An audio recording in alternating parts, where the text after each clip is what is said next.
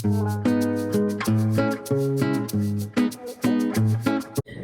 everybody, I am back from spring break. This is Shay and I just wanted to show you TV. TV is looking pretty good. It's clearing up really nicely. No itchiness. No, that dark ring is going away that's been on my neck. Also TB2, while I was on spring break, there was no coughing. There was no hoarseness in my throat. My sinuses were really good. I've been back for a couple of days now, for about 3 or 4 days, back into the classroom. Guess what? Sore throat again. A little bit of coughing, but overall I feel great. Spring break was a blast. I slept, I ate, I rested, hung out with my family, hung out with my friends, and just had a wonderful, wonderful time. But on today's video, I just wanted to share something with you. I wanted to talk to you a little bit about and weigh in on the topic of why teachers are quitting and leaving the profession. It is not a surprise. I mean, we've seen it all on the news. We've seen it on videos where teachers who have been teaching for 1 year, 3 years, 5 years, 10 years, veteran teachers are walking away from the teaching profession. And I wanted to weigh in on this since I am a teacher. I've been teaching for a very long time. And so I just wanted to share my top 5 reasons why I think that teachers are leaving the profession. So my number one reason that I think that teachers are leaving is the pay. The pay for teachers is like, again, it's not a secret. Everybody knows that teachers do not get paid very high pay rates.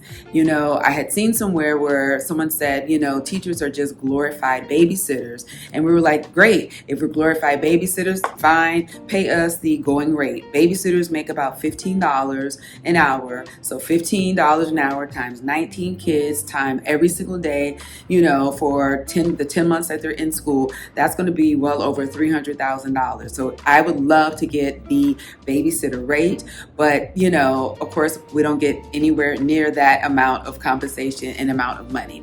And the fact is that teachers, we are typically highly educated people, meaning that you have a lot of people in the profession who have a master's degree, who also have a doctorate degree, and we are not getting paid according to that degree. So teachers typically make underneath the normal pay scale. So let's say the pay scale or a national average of pay is $60,000. You have a lot of teachers that do not make that amount. I'm talking about teachers who have been teaching for 10 years, 15 years, who have master's degrees, even PhDs, teachers who go back and get recertified, have all of these endorsements to their certification. They're not even getting paid the national average rate. So, you know, when you're not getting paid that rate, teachers then have to take on second jobs. I know a lot of my colleagues, they are living with family members, whether it be their parents or their multiple generations living in the home to try to offset some of the costs of living because, you know, we don't get paid a lot. So the rate or the lack of the pay rate or the lack of money, I feel, is the number one teacher reasons that is driving teachers out of the profession.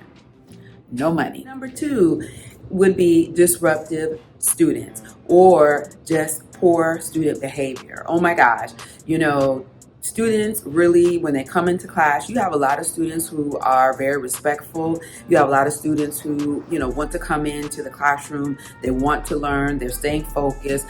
They are intrinsically motivated, or they're excited about education and they're excited about learning. But you have those handful of students who are not. You have students that are coming in, they're being disruptive. They're yelling out. They are throwing things. They are hitting other students. They're hitting the teacher. They're throwing things at the teacher. They're running away from the classroom. They are bringing weapons into the schools. They are not interested in learning. And, you know, mainly because there are no consequences to this type of behavior. So, you know, a teacher, of course, we want to teach. We love teaching. We love our kiddos. Most teachers, I mean, not all teachers, you know, are fantastic or great teachers. We know that. But for the most part, a teacher is in that position because they want to teach.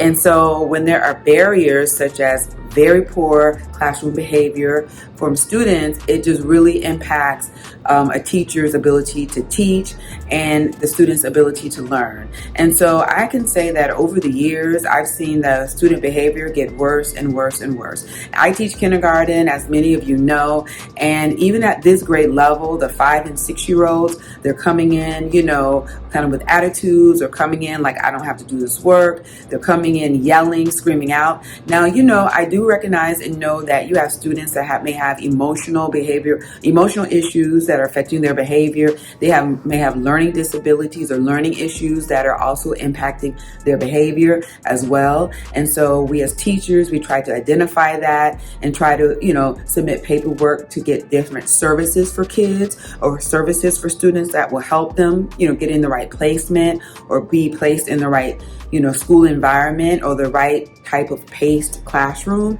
But I'm not talking about those things. Of course, those things happen.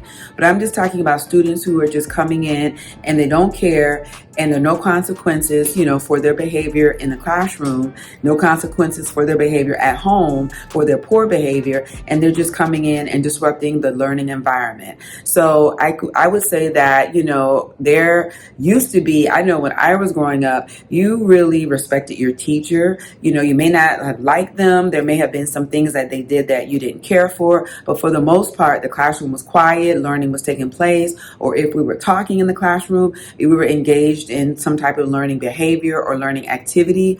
But now I really feel like, teachers aren't really well regarded. I do think that some people see teachers as a glorified babysitter, and, so it's like, here's my kid, hands off. And, and then kids are just kind of running amok. They're doing what they want to do or feel like they can because there are no consequences that are happening in with administration or even at home. So I would say the second thing is just, poor student behavior. And that leads me into number 3, which is, parent behavior. Parents just really not giving their kids any consequences for any of their poor behavior in school. Also, parents, and I understand parents are working, parents have, other responsibilities, but, a lot of learning takes place at home. And so if homework is being sent home, I've noticed that more and more homework does not get done, homework does not get returned back to the classroom completed. Some of it may be done, not all of it. And, one thing about learning, like I just said, learning has to happen at home. Reinforcement of different skills that are being taught in the classroom have to happen at home as well in order for the child to grasp a concept and also to master the concepts. So I would say, parents not being able to, for whatever the reason, being able to help or assist their child with homework at home, or even, parents holding their kids accountable for the behavior that the teacher is saying that they're exhibiting or showcasing in the classroom, that negative behavior. Parents are kind of pointing fingers at the teacher, saying it's the teacher's fault, it's the administration fault. It's, I have a lot of parents, what did this student do to my child? And I get parents love their kids, they want to support their kids, but you also have to hold them accountable for their behavior, especially if not just the teacher, if the other students, if the administration is saying this behavior is happening, then it's happening to at least some level or some degree, and they need to be held accountable. And a lot of times with parents, I really know that parents realize whatever behavior your child is having or exhibiting at home, please believe they're also bringing that behavior into the classroom. If they're just at home and they're sitting and not doing anything, or if they don't have any responsibility, or if they're not doing their work and you're having to push them and kind of tug or war with them to get their work done at home, whether their homework done, it's the same thing that's happening in school, except for a teacher has now 18, 19, 20, 30 students that he's trying to teach, and now they're having to contend with that barrier of your child's,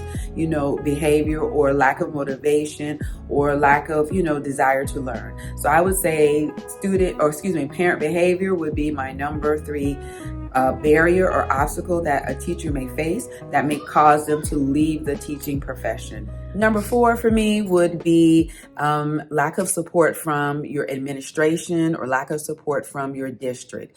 There is a lot of pressure that's placed on student learning. We have the state assessments, we have EOCs, which is the end of chapter test. There's a lot of assessing that's going on to determine the growth of that particular child. And, some of the barriers that I just mentioned to learning could be behavior. And as a teacher, you want to know that if you are saying, wait, I need help in my classroom because of student behavior, there's a student that's hitting, there's a student that's yelling out, there's a student who is aggressive, you want to feel supported and to know that that child is not just going to get a pat on their back or get like a little lollipop and say, okay, you're okay, now go back to the classroom. But a teacher needs to feel supported, yes, by the parents and by administration to say, okay, these are the steps that we have in place to help this child and to help you, deal with this type of extreme behavior in your classroom. And when that doesn't happen, as we as teachers, we tend to feel like we're on an island by ourselves, fighting sharks, fighting and battling just all of this behavior alone with the expectation of we're going to be able to still manage this behavior as well as teach all of these other kids to get them from point A academically to point B. And so when we're not being supported, there comes a time where you say enough is enough, and I have to either leave my school or leave my district or leave the profession to get to a place where we're not stressed, we don't have high anxiety, our blood pressure isn't rising and, going through the roof as a result of us just wanting to come in and to teach students. So, admin or administration, meaning our principal, assistant principal, even, our district, when a teacher is saying help, I need help, or this is going on, then it's time to kind of step in and say, okay, let me help and not blame the teacher, not even blame the student, but let's just see what we can put in place, what measures we can put in place in order to make this whole, situation smooth so that learning can take place.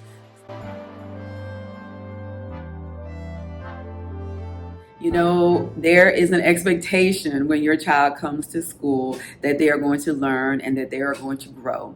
And that expectation shows itself in their grades. It shows itself in, student data, meaning the different standardized tests or the different tests that the students take. It shows growth.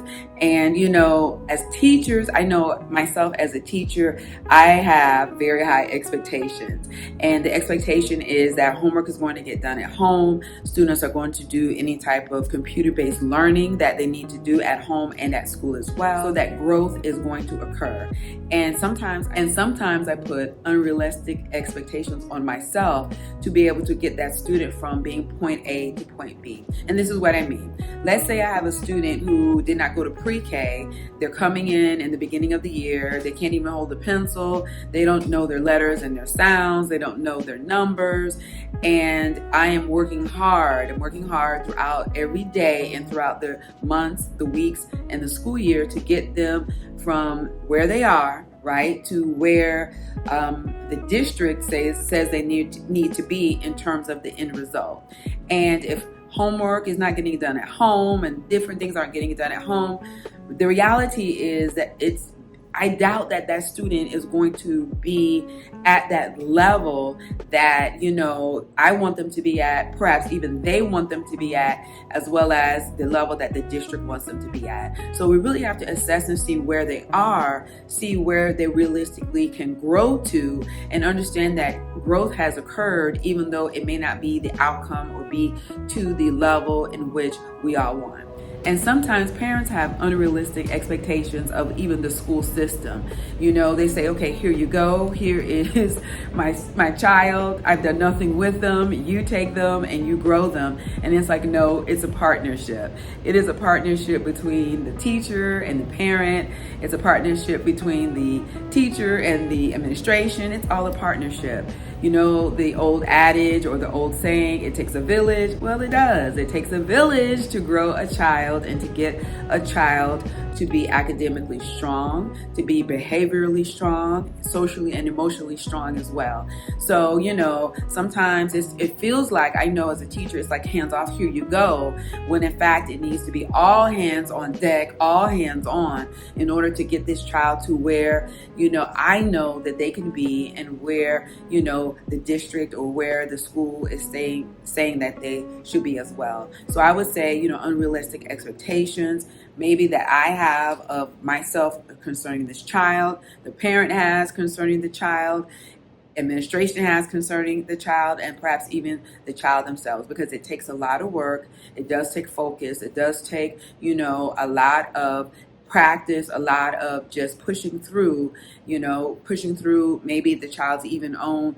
feeling upset or feeling defeated about not grasping something, and trying it again and again in order to get the child from point A to point B. So that would be my fifth and last reason as to why I feel that teachers are getting frustrated and leaving the teaching profession. So, alrighty, just let me know if you agree, if your reasons or your thoughts regarding this are similar with mine.